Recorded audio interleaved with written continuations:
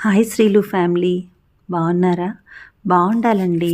మీరెప్పుడు బాగుండాలని మనస్ఫూర్తిగా కోరుకుంటూ, అందమైన ప్రకృతిని మీకు చూపిస్తూ, మీరు ఆనందంగా ఉండడం కోసం 2 మంచి మాటలు మాట్లాడుకుందామా?